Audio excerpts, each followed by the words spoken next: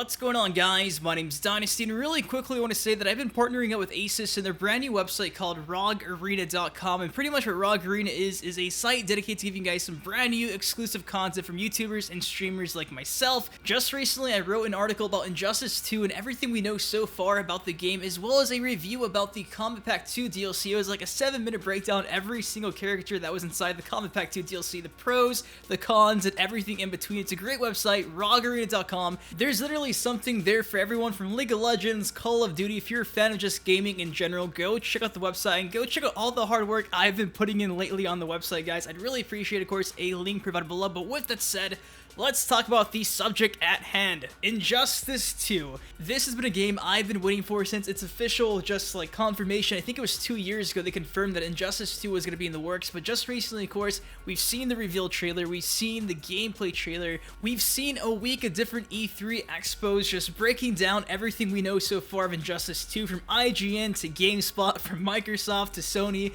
There's been probably hours of Injustice 2 gameplay just all over the internet, not to mention we've had Ed Boon there commentating along the way, breaking down everything so far. So the question's been asked so many times lately, Dynasty, what do you think so far about Injustice 2? And so far, so good. I'm actually pretty hyped for the game still. I think the gameplay looks amazing. I mean, the roster right now is pretty much just, it's gonna be stacked. Right now we got a confirmed 28 characters from looking at the character select screen in case you missed it. Bam! That is 28 different roster slots. Right now we got 6 confirmed characters. You can see there, you got Superman, Supergirl, you got Batman, you got Atrocitus, you got Aquaman, of course, last but not least, you got Gorilla Grodd. We just saw the Flash inside the debut trailer, so he's gonna be like the 7th confirmed character. Not to mention, Boon just confirmed Wonder Woman, so that's a total of 8 confirmed characters right now out of the 28 that's gonna be inside the main roster. Then you got Ed Boon saying there's gonna be an additional 10 DLC, or teasing 10 more DLC characters in a recent interview. If you missed that video, of course, a link provided below, but 38 different characters inside the Injustice 2 roster. That is insane. So roster-wise, this game really is going to be the biggest DC fighting game ever.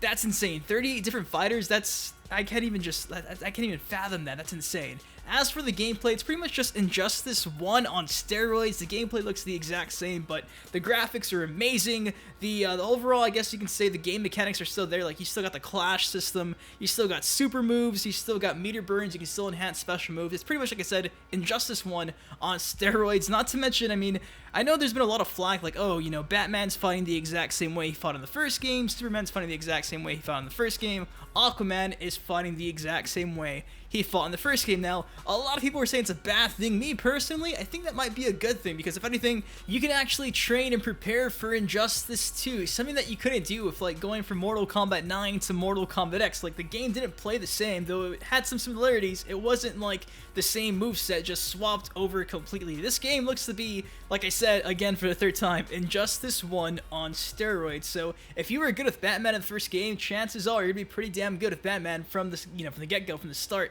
And that's actually pretty good. It gives you an advantage and an incentive to continue playing the first Injustice game leading up to Injustice 2. So overall, I think the game looks great. The stage transitions are still pretty awesome as well. Not to mention, they improved the presentation of the game. Now you got some pretty awesome intros that also resemble Mortal Kombat X in the way, it goes back and forth this time around. So everything looks great. I actually do like the health bars, the meters, the way they look. So I like the presentation. I like the way the game's being presented right now.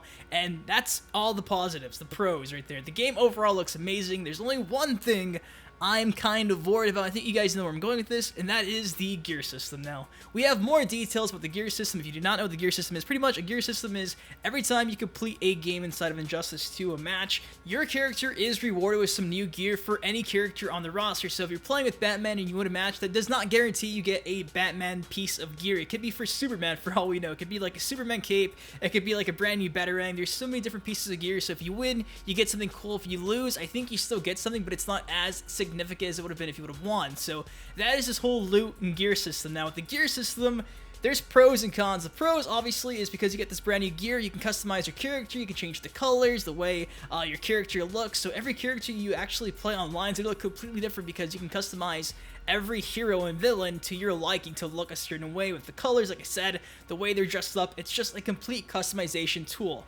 Now, the other side of this gear is for every piece of gear you have, not only is it cosmetic, but it also changes the way your character fights. So some can raise your defense, some can raise your offense, some could even give certain characters brand new moves you can use, and you're probably saying, Matt, it's pretty awesome. Now, to be fair, it sounds like a great system. The only thing is because of this, they're throwing away traditional matchups now.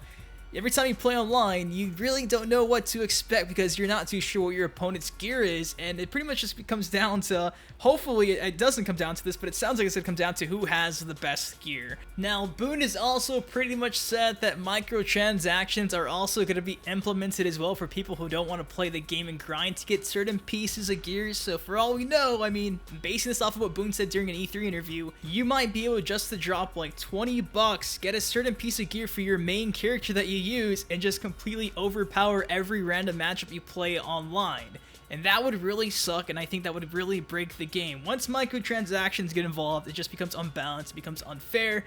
The loot system was already appearing to be random, so it was like, okay, you never know what gear to get after your match, but if you can just purchase certain pieces of gear with microtransactions, it's gonna get out of hand, I think. Now, the only cool thing that I've heard so far about this whole scare about the gear system not being fair, being unbalanced, is there's gonna be like a traditional mode for like ranked play. So you can go play a ranked online game where the gear is all cosmetic. The abilities, the pros and the cons, like your defense, your speed, your attack, that just gets completely erased, and you can play with the base fighters. Obviously, that's how they would have tournaments for like ESL or EVO, and I'm hoping this ranked game mode continues to just grow and be like the main source of gaming online for Injustice 2, because if it's all about what gear you have and somebody can just spend 20 bucks on like the best piece of gear, I don't know if the game's gonna be as fun as I thought it'd be, but time will tell. That's the only thing I'm worried about right now is this whole gear system. I think it's gonna make or break the game. It's a big risk from NetherRealm Studios, but hey, for all we know, it's gonna work out. It'll be balanced, and we won't have to worry about somebody just dropping like a hot $100 and beating everybody online. So overall, those are my thoughts on Injustice 2 so far. It looks like Injustice 1 on steroids with a super stacked roster, 28 confirmed characters right now. Boon teased another 10, which would make it 38 by the end of the game cycle. That is unreal.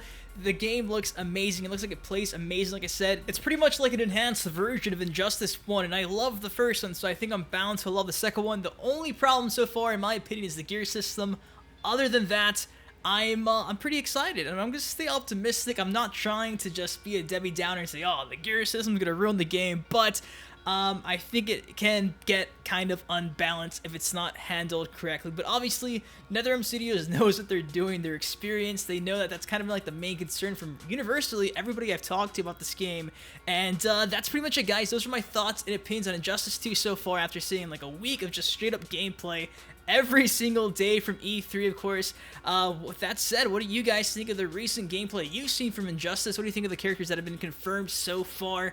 What characters do you want to see? And most importantly, what is your main concern of Injustice 2? Are you as concerned as I am about this gear system? Do you think it's going to break the game? Do you think microtransactions will just destroy Injustice 2? Be sure to let me know your thoughts and opinions inside the comment section below. If you did enjoy the video, be sure to drop a like on it. Of course, subscribe for some more Injustice 2 content. Till next time, I've been your host, I've been Dynasty, and hey, while you're at it, buy a t-shirt!